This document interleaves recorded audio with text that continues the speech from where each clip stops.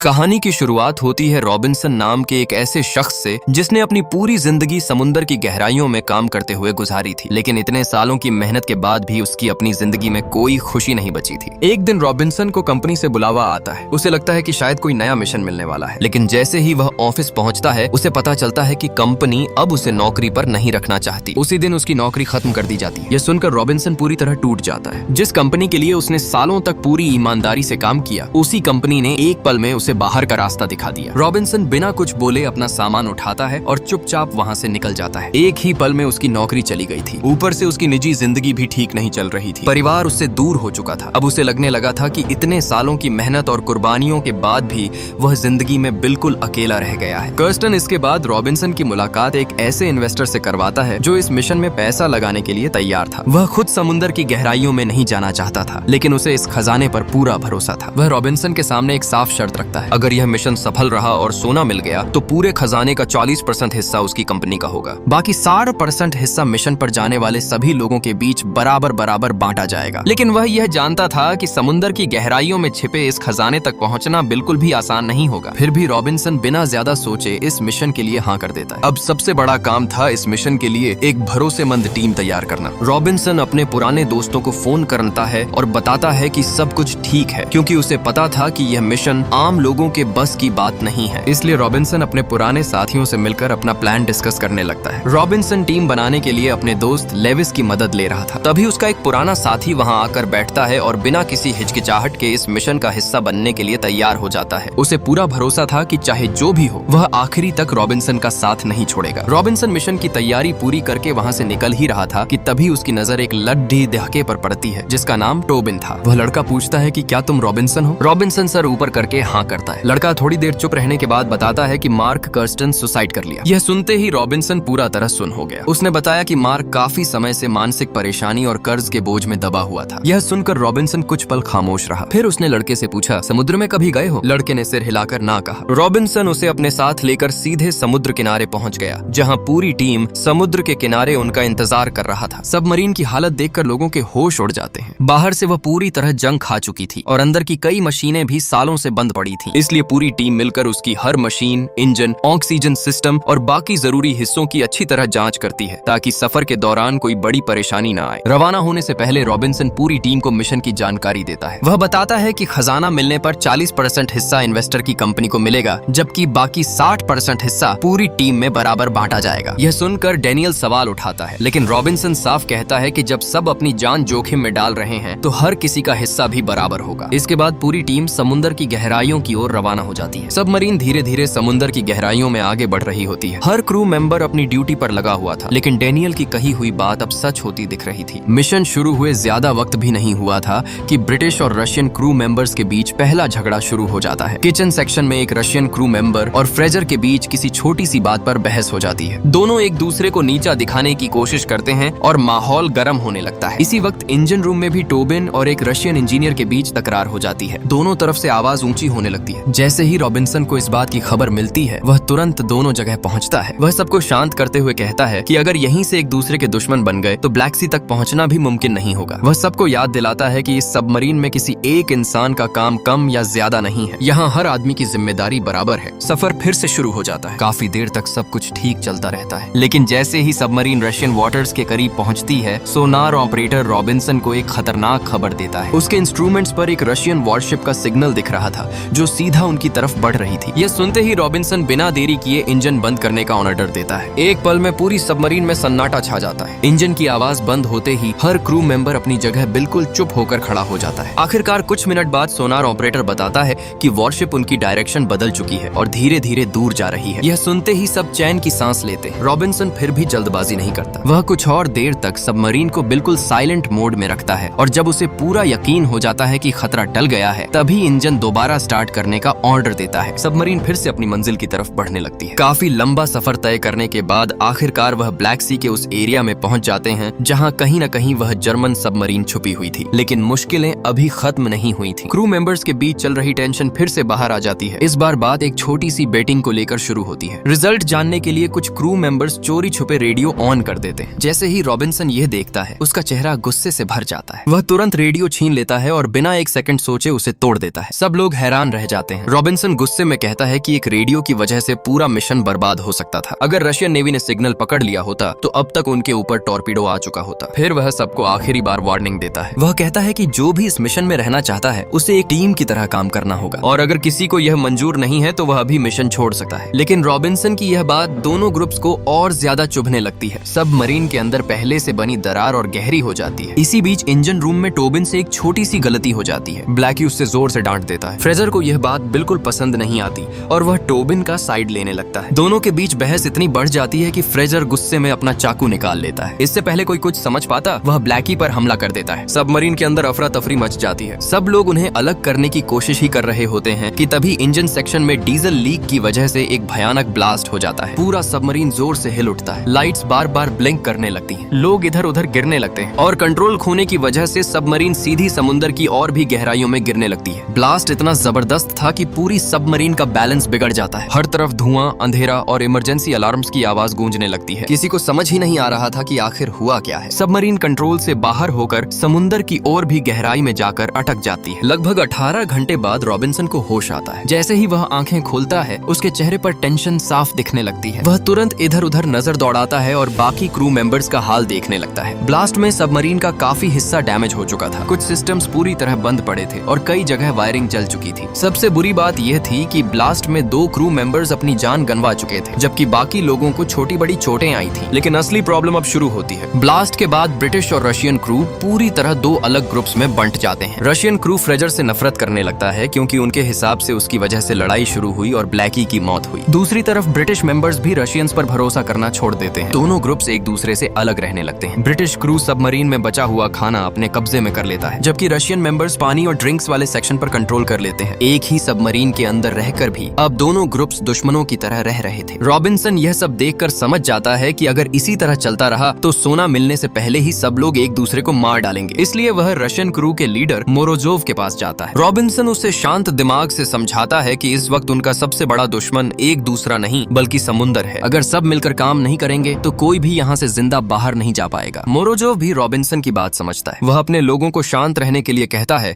और फिलहाल मिशन पूरा करने पर ध्यान देने का फैसला करता है। इसी बीच रॉबिन्सन को एक और हैरान कर देने वाली बात पता चलती है। ब्लास्ट की वजह से सबमरीन बहते बहते लगभग उसी एरिया में आ पहुंची थी जहां जर्मन यू बोट डूबी हुई थी। यानी जिस जगह तक पहुंचने के लिए उन्हें और सफर करना था, ब्लास्ट ने उन्हें अनजाने में वहीं लाकर छोड़ दिया। अब सिर्फ उस सबमरीन की एग्जैक्ट लोकेशन ढूंढनी बाकी थी। लेकिन एक और प्रॉब्लम सामने आ जाती है। ब्लास्ट में सबमरीन का सोनार सिस्टम भी खराब हो चुका था। सोनार के बिना इतनी गहराई में किसी सबमरीन को ढूंढना लगभग नामुमकिन था। तभी रशियन सोनार एक्सपर्ट बाबा एक अलग तरीका बताता है। वह कहता है कि अगर मशीन काम नहीं कर रही तो वह पुराने नेवल मेथड का इस्तेमाल करेगा। सब लोग हैरानी से उसकी तरफ देखते हैं। बाबा सबमरीन की दीवार पर जोर जोर से हथौड़ा मारना शुरू करता है। उस आवाज से पैदा होने वाली वाइब्रेशंस और उनकी वापस आने वाली गूंज को सुनते हुए वह अंदाजा लगाने लगता है कि आसपास कोई बड़ी धातु की चीज है या नहीं। सब लोग बिल्कुल खामोशी से उसके रिजल्ट का इंतजार करते रहते हैं। काफी देर तक कोशिश करने के बाद बाबा अचानक रुक जाता है। उसके चेहरे पर हल्की सी मुस्कान आ जाती है। वह रॉबिन्सन से कहता है कि उनसे कुछ ही दूर एक बहुत बड़ी मेटल ऑन ऑब्जेक्ट मौजूद है। यह सुनकर सबके चेहरे पर फिर से उम्मीद लौट आती है। अब रॉबिन्सन बिना देरी किए अगला ऑर्डर देता है। वह टोबिन, फ्रेजर और पीटर को डाइविंग सूट्स पहनने के लिए कहता है। तीनों अपना इक्विपमेंट चेक करते हैं, ऑक्सीजन लाइन कनेक्ट करते हैं और धीरे धीरे सबमरीन का हैच खोलकर बाहर निकल जाते हैं। समुद्र के अंदर चारों तरफ गहरा अंधेरा था। टॉर्च की रोशनी में तीनों धीरे धीरे उस डायरेक्शन में बढ़ने लगते हैं जहां बाबा ने सिग्नल बताया था। कुछ दूर जाने के बाद उनके सामने रेत का एक बहुत बड़ा टीला नजर आता है। फ्रेजर उसके ऊपर चढ़कर आसपास देखता है। उसे कहीं भी कोई सबमरीन नजर नहीं आती। वह रेडियो पर रॉबिन्सन को बताता है कि शायद सिग्नल गलत था। यह सुनकर सबमरीन के अंदर मौजूद सब लोगों की उम्मीद एक बार फिर टूटने लगती है। फ्रेजर की बात सुनकर कंट्रोल रूम में बैठे सब लोग निराश हो जाते हैं। उन्हें लगता है कि इतनी मुश्किलें झेलने के बाद भी उनका मिशन फेल हो गया। लेकिन टोबिन इतनी आसानी से हार मानने वालों में से नहीं था। वह उस रेत के बड़े से टीले को ध्यान से देखने लगता है। उसे कुछ अजीब सा महसूस होता है, इसलिए वह अपने हाथों से धीरे धीरे रेत हटाना शुरू करता है। जैसे ही थोड़ी सी रेत हटी है, उसके सामने लोहे की एक बड़ी सरफेस नजर आती है। टोबिन तुरंत और रेत साफ करता है और अगले ही पल उसकी आंखें खुली की खुली रह जाती हैं। रेत के नीचे सच में एक जर्मन यू बोट दबी हुई थी। उसके ऊपर नाजी जर्मनी का निशान भी साफ दिख रहा था। ये देखते ही टोबिन एक्साइटेड होकर रेडियो पर रॉबिन्सन को बताता है कि उन्होंने सबमरीन ढूंढ ली है। कंट्रोल रूम में यह खबर सुनते ही सबके चेहरे खुशी से चमक उठते हैं। जिस खजाने के लिए उन्होंने अपनी जान दाव पर लगाई थी, वह अब उनसे बस कुछ कदम दूर था। अब तीनों डाइवर्स उस जर्मन सबमरीन के हैच तक पहुंचते हैं। काफी सालों तक समुद्र के नीचे दबने के बाद भी हैच पूरी तरह खराब नहीं हुआ था। मिलकर जोर लगाने के बाद वह उसे खोल देते हैं और धीरे धीरे अंदर घुस जाते हैं। अंदर का माहौल बिल्कुल खामोश था। हर तरफ पुराने इक्विपमेंट, टूटे हुए इंस्ट्रूमेंट्स और जंग लगे कंपार्टमेंट्स नजर आ रहे थे। टॉर्च की रोशनी में उन्हें जर्मन सोल्जर्स के कंकाल भी दिखाई देते हैं जो इतने सालों से वहीं पड़े हुए थे। एक दीवार पर हिटलर की तस्वीर भी लगी होती है, लेकिन तीनों किसी भी चीज पर ज्यादा वक्त बर्बाद नहीं करते। उनका पूरा ध्यान सिर्फ गोल्ड पर था। वह सबमरीन के अलग अलग कंपार्टमेंट्स चेक करना शुरू करते हैं। कुछ ही देर बाद पीटर की टॉर्च एक चमकती हुई चीज पर पड़ती है। जैसे ही तीनों उसके पास जाते हैं, उनके चेहरे पर हैरानी छा जाती है। उनके सामने सोने की बार्स का बड़ा स्टॉक रखा हुआ था। इतना सोना देखकर कुछ पल के लिए तीनों बिल्कुल खामोश हो जाते हैं। फिर बिना वक्त गवाए वह एक ट्रॉली निकालते हैं और उसमें गोल्ड बार्स भरना शुरू कर देते हैं। हर गोल्ड बार बहुत भारी था, इसलिए ट्रॉली धीरे धीरे ही भर पा रही थी। जब ट्रॉली भर जाती है तो तीनों मिलकर उसे जर्मन सबमरीन से बाहर खींचने लगे हैं, लेकिन यह काम उनकी सोच से कहीं ज्यादा मुश्किल था। समुद्र की नरम जमीन पर ट्रॉली बार बार धंस रही थी। हर कुछ कदम बाद उन्हें रुककर दोबारा पूरी ताकत लगानी पड़ रही थी। काफी मेहनत के बाद वह अपनी सबमरीन के करीब पहुंचने लगते हैं, लेकिन तभी एक छोटी सी गलती सब कुछ बदल देती है। ट्रॉली का एक पहिया फिसल जाता है और वह पास ही मौजूद एक गहरी खाई की तरफ मुड़ जाती है। इससे पहले कि फ्रेजर और टोबिन उसे संभाल पाते, कुछ गोल्ड बार्स सीधे उस खाई में गिर जाते हैं। पीटर तुरंत उन बार्स को पकड़ने की कोशिश करता है, लेकिन उसका बैलेंस बिगड़ जाता है। वह भी उन गोल्ड बार्स के साथ उस गहरी खाई की तरफ खींचने लगता है। फ्रेजर और टोबिन उसे रोकने की पूरी कोशिश करते हैं, लेकिन समुद्र का प्रेशर और उसके सूट का वेट इतना ज्यादा था कि पीटर उनके हाथ से निकल जाता है। कुछ ही पलों में वह अंधेरी खाई के अंदर गायब हो जाता है। दोनों उससे बचाने की बहुत कोशिश करते हैं, लेकिन अब बहुत देर हो चुकी थी। मजबूरी में फ्रेजर और टोबिन बचे हुए गोल्ड को लेकर अपनी सबमरीन की तरफ लौट आते हैं। जैसे ही हैच बंद होता है, सब लोग पीटर के बारे में पूछते हैं। दोनों चुपचाप नीचे देखने लगते हैं। उनकी खामोशी ही सबको सच बता देती है। एक और साथी हमेशा के लिए उनसे बिछड़ चुका था, लेकिन मिशन अभी खत्म नहीं हुआ था। अब असली मुश्किल इतने भारी गोल्ड के साथ जिंदा वापस लौटने की थी। पीटर की मौत के बाद पूरी सबमरीन में एक अजीब सा सन्नाटा छा जाता है। अब तक उन्होंने गोल्ड तो ढूंढ लिया था,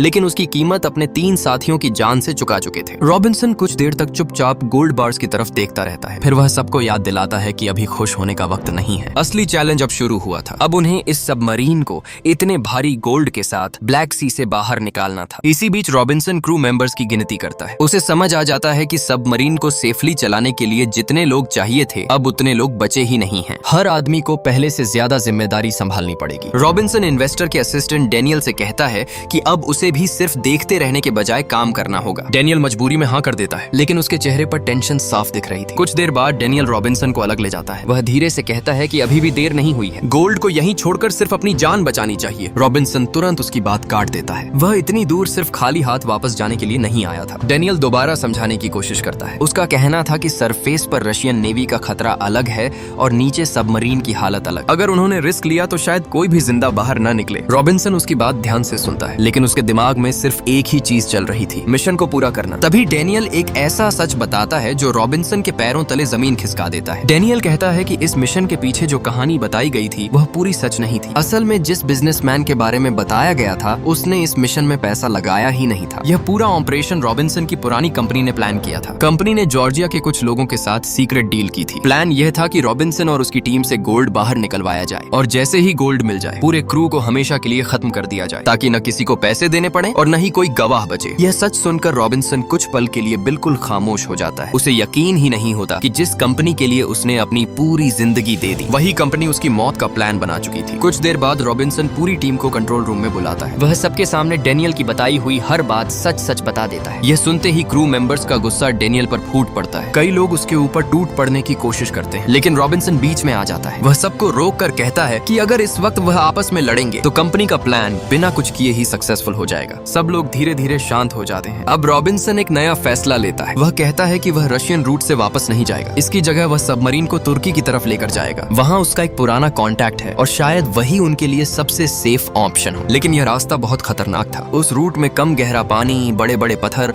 और बहुत तंग जगहें थी। एक छोटी सी गलती भी सबमरीन को हमेशा के लिए समुद्र की तह में दफन कर सकती थी। डेनियल और फ्रेजर दोनों रॉबिन्सन के इस फैसले का विरोध करते हैं, लेकिन रॉबिन्सन अपना डिसीजन बदलने के लिए बिल्कुल तैयार नहीं होता। उसके लिए अब पीछे मुड़ने का कोई मतलब नहीं था और इसी फैसले के साथ पूरी टीम एक और जानलेवा सफर पर निकल पड़ती है। रॉबिन्सन का नया रूट सुनने के बाद सबमरीन के अंदर का माहौल और भी ज्यादा टेंस हो जाता है। सब लोग जानते थे कि तुर्की वाला रास्ता बहुत खतरनाक है, लेकिन अब उनके पास कोई दूसरा ऑप्शन भी नहीं था। रॉबिन्सन नेविगेशन टेबल पर रूट चेक करता है और फिर इंजन रूम को धीरे धीरे आगे बढ़ने का ऑर्डर देता है। सबमरीन संभलकर अपनी नई डायरेक्शन में चलना शुरू कर देती है। इस सफर के दौरान रॉबिन्सन लगातार depth metre, compass and sonar readings check करता रहता है। वह किसी भी तरह की गलती का रिस्क नहीं लेना चाहता था। दूसरी तरफ डेनियल बिल्कुल अलग सोच रहा था। उसे यकीन था कि अगर क्रू मेंबर्स की गिनती और कम हो गई तो रॉबिन्सन मजबूरन सबमरीन को सरफेस पर ले आएगा और तब शायद उसकी जान बच सकती है। इसी सोच के साथ डेनियल चुपके से फ्रेजर के पास जाता है। वह उसके दिमाग में जहर घोलना शुरू करता है। डेनियल कहता है कि रॉबिन्सन सिर्फ गोल्ड के बारे में सोच रहा है। क्रू की जान उसके लिए कोई मायने नहीं रखती। अगर अभी भी कुछ नहीं किया गया तो सब लोग इसी सबमरीन में मर जाएंगे। फ्रेजर पहले उसकी बात इग्नोर करता है, लेकिन डेनियल बार बार उसे भड़काता रहता है। इसी बीच रॉबिन्सन कंट्रोल रूम में रूट सेट करने में लगा होता है और इंजन रूम की जिम्मेदारी फ्रेजर और बाकी लोग संभाल रहे होते हैं। कुछ देर बाद सबमरीन एक ऐसे एरिया में पहुंचती है जहां पानी की गहराई अचानक कम होने लगती है। नेविगेशन इंस्ट्रूमेंट्स वार्निंग देने लगते हैं। सबके चेहरे पर टेंशन साफ दिखने लगती है। आगे बड़े बड़े अंडर वाटर रॉक्स थे और उनके बीच सिर्फ एक बहुत पतला सा रास्ता था। अगर सबमरीन थोड़ी सी भी इधर उधर हुई तो सीधा पत्थरों से टकरा सकती थी। फ्रेजर रॉबिन्सन को रूट बदलने के लिए कहता है। डेनियल भी उसकी बात का सपोर्ट करता है, लेकिन रॉबिन्सन मना कर देता है। उसका मानना था कि अगर वह इसी रास्ते से निकल गए तो रशियन पेट्रोल से बचने के चांसेस सबसे ज्यादा होंगे। फ्रेजर गुस्से में रॉबिन्सन से बहस करने लगता है, लेकिन रॉबिन्सन अपनी पिस्तौल निकालकर उसकी तरफ तान देता है। वह साफ कह देता है कि इस सबमरीन में कैप्टन का ऑर्डर ही फाइनल होगा। फ्रेजर मजबूरन चुप हो जाता है और वापस अपनी ड्यूटी पर चला जाता है। सबमरीन धीरे धीरे उन तंग पत्थरों के बीच से गुजरना शुरू करती है। कंट्रोल रूम में बैठे सब लोग अपनी सांसें रोकर इंस्ट्रूमेंट्स देख रहे होते हैं। हर इंच का मूवमेंट बहुत संभल कर किया जा रहा था, लेकिन इंजन रूम में डेनियल फिर फ्रेजर के पास पहुंच जाता है। वह एक बार फिर उसे भड़काता है और कहता है कि अगर अभी भी रॉबिन्सन को नहीं रोका गया तो सबकी मौत पक्की है। इस बार फ्रेजर का गुस्सा उसके कंट्रोल से बाहर हो जाता है। वह अचानक रशियन इंजीनियर जैतसेव पर हमला कर देता है। हमला इतना अचानक होता है कि जैतसेव खुद को बचा ही नहीं पाता। इंजन रूम में अफरा तफरी मच जाती है, लेकिन इसी हंगामे के बीच इंजन का कंट्रोल बिगड़ जाता है और उसी पल सबमरीन का बैलेंस हिल जाता है। कंट्रोल रूम में रॉबिन्सन को महसूस होता है कि स्टीयरिंग उसके कमांड का सही जवाब नहीं दे रही। वह तुरंत इंजन रूम से कांटेक्ट करने की कोशिश करता है, लेकिन तब तक बहुत देर हो चुकी होती है। धड़ाम। सबमरीन पूरी ताकत के साथ सामने मौजूद पत्थर से टकरा जाती है। टकराते ही पूरी सबमरीन जोर से कांप उठती है। लाइट्स ब्लिंक करने लगती हैं। कई लोग जमीन पर गिर जाते हैं। टकराव की वजह से एक सेक्शन में शॉर्ट सर्किट हो जाता है और तुरंत ब्लास्ट हो जाता है। सबमरीन का हल फटने लगता है और कुछ ही पलों में समुद्र का पानी तेज रफ्तार से अंदर घुसना शुरू कर देता है। सबमरीन के पत्थरों से टकराते ही हर तरफ इमरजेंसी अलार्म बजने लगे हैं। तेज झटके की वजह से कई क्रू मेंबर्स जमीन पर गिर जाते हैं और कंट्रोल रूम की लाइट्स बार बार ब्लिंक करने लगती हैं। अगले ही पल हल में बनी दरारों से समुद्र का पानी अंदर घुसना शुरू कर देता है। रॉबिन्सन तुरंत सबको अपनी अपनी पोजीशन संभालने का ऑर्डर देता है। कोई इमरजेंसी वाल्व्स बंद करने भागता है तो कोई लीक वाली जगह को टेम्पररी सील करने की कोशिश करता है। सब लोग अपनी पूरी ताकत लगा देते हैं, लेकिन पानी का प्रेशर हर सेकंड बढ़ता ही जा रहा था। दूसरी तरफ टोबिन उसी झटके में किसी चीज से टकराकर बेहोश हो जाता है। रॉबिन्सन तुरंत उसके पास पहुंचता है। मोरोजोव भी उसकी मदद करता है। दोनों मिलकर टोबिन को खींचते हुए कंट्रोल रूम तक ले आते हैं और उसे होश में लाने की कोशिश करते हैं, लेकिन सबमरीन की हालत हर पल और खराब होती जा रही थी। इंजन रूम में पानी घुटनों से ऊपर पहुंच चुका था। वहां फंसे क्रू मेंबर्स बाहर निकलने की कोशिश कर रहे थे। इसी वक्त डेनियल एक ऐसा फैसला लेता है जिससे सब हैरान रह जाते हैं। अपनी जान बचाने के लिए वह इंजन रूम का वाटर टाइट गेट बंद कर देता है। गेट बंद होते ही उसके उस पार मौजूद लोग पानी के साथ अंदर ही फंस जाते हैं। डेनियल बिना पीछे देखे कंट्रोल रूम की तरफ भाग जाता है। उसे सिर्फ अपनी जान की पड़ी थी, लेकिन समुद्र का प्रेशर इतना ज्यादा था कि कुछ ही देर बाद वह भारी गेट भी टूट जाता है। पानी का तेज बहाव फिर से सबमरीन के दूसरे हिस्सों में घुसने लगता है। डेनियल घबराकर अगला गेट बंद करने की कोशिश करता है। जैसे ही वह गेट खींचता है, उसकी बेल्ट गेट के बीच में फंस जाती है। वह पूरी ताकत से खुद को छुड़ाने की कोशिश करता है, लेकिन बेल्ट और मजबूती से अटक जाती है। डेनियल जोर जोर से मोरोजोव को आवाज लगाता है और उससे मदद मांगता है। मोरोजोव उसकी तरफ देखता है। उसे याद आ जाता है कि डेनियल की वजह से कितने लोग मर चुके हैं और उसने अपनी जान बचाने के लिए इंजन रूम में सबको छोड़ दिया था। कुछ पल के लिए दोनों एक दूसरे की आंखों में देखते रहते हैं। फिर मोरोजोव बिना कुछ कहे कंट्रोल रूम का गेट बंद कर देता है। डेनियल उसी जगह फंसा रह जाता है। थोड़ी ही देर में तेज पानी का बहाव उसे अपने साथ खींच लेता है और उसकी कहानी वहीं खत्म हो जाती है। इधर रॉबिन्सन लगातार टोबिन को होश में लाने की कोशिश करता रहता है। आखिरकार टोबिन धीरे धीरे आंखें खोल देता है। अब कंट्रोल रूम में सिर्फ रॉबिन्सन, मोरोजोव और टोबिन ही जिंदा बचे थे। तीनों समझ चुके थे कि सबमरीन को बचाना अब मुमकिन नहीं है। इसी वक्त रॉबिन्सन को अचानक वह 3 लाइफ जैकेट्स याद आती हैं, जो उसने मिशन की शुरुआत में सबसे छुपा कर रखी थी। वह तुरंत इमरजेंसी कंपार्टमेंट खोलता है और जैकेट्स बाहर निकालता है। लाइफ जैकेट्स देखते ही टोबिन और मोरोजोव दोनों हैरान रह जाते हैं। मोरोजोव कुछ पल के लिए गुस्से में रॉबिन्सन की तरफ देखता है। उसे लगता है कि अगर ये जैकेट्स पहले मिल जाती तो शायद कुछ और लोग बच सकते थे, लेकिन अगले ही पल उसे समझ आ जाता है कि रॉबिन्सन ने यह सब किसी स्वार्थ में नहीं बल्कि क्रू के बीच पहले ही दिन खून खराबा रोकने के लिए छुपाया था। अब बहस का कोई मतलब नहीं था। रॉबिन्सन दोनों को सबको एक एक लाइफ जैकेट पहना देता है। तब टोबिन एक जरूरी सवाल पूछता है। वह कहता है कि अगर वह एस्केप पॉड में बैठ भी गए तो पॉड को रिलीज कौन करेगा, क्योंकि बाहर निकलने के लिए किसी को कंट्रोल रूम में रहकर लीवर खींचना ही पड़ेगा। रॉबिन्सन कुछ पल चुप रहता है, फिर वह कहता है कि एस्केप पॉड के अंदर भी एक इमरजेंसी रिलीज सिस्टम है, बस तुम दोनों अंदर बैठो, मैं तुम्हारे तुरंत बाद आ जाऊंगा। टोबिन और मोरोजोव को रॉबिन्सन की बात पर भरोसा हो जाता है। दोनों एस्केप पॉड के अंदर चले जाते हैं। वह धीरे से एस्केप पॉड का हैच बंद करता है, फिर कंट्रोल पैनल के पास जाकर रिलीज लीवर पकड़ लेता है। एक गहरी सांस लेने के बाद रॉबिन्सन लीवर खींच देता है। अगले ही पल एस्केप पॉड सबमरीन से अलग होकर बहुत तेजी से समुद्र की सतह की तरफ बढ़ने लगता है। अंदर बैठे टोबिन और मोरोजोव को लगता है कि कुछ ही देर में रॉबिन्सन भी दूसरे पॉड या इमरजेंसी सिस्टम से उनके पीछे आ जाएगा। कुछ देर बाद पानी के अंदर से एक लाइफ जैकेट ऊपर तैरती हुई नजर आती है। दोनों खुशी से उसकी तरफ बढ़ते हैं। उन्हें लगता है कि रॉबिन्सन बच गया, लेकिन जैसे ही वह उस जैकेट को पकड़ते हैं उनकी खुशी एक पल में खत्म हो जाती है। उस लाइफ जैकेट के अंदर रॉबिन्सन नहीं था, उसके अंदर गोल्ड बार्स भरे हुए थे। रॉबिन्सन ने मरने से पहले जितना हो सका उतना सोना लाइफ जैकेट में भर दिया था, ताकि टोबिन और मोरोजोव खाली हाथ न लौटे। ये देखकर दोनों की आंखें भर आती हैं और इसी इमोशनल एंडिंग के साथ ब्लैक सी की कहानी यहीं समाप्त होती है। अगर आपको यह कहानी पसंद आया हो तो वीडियो को लाइक और चैनल को सब्सक्राइब जरूर करें।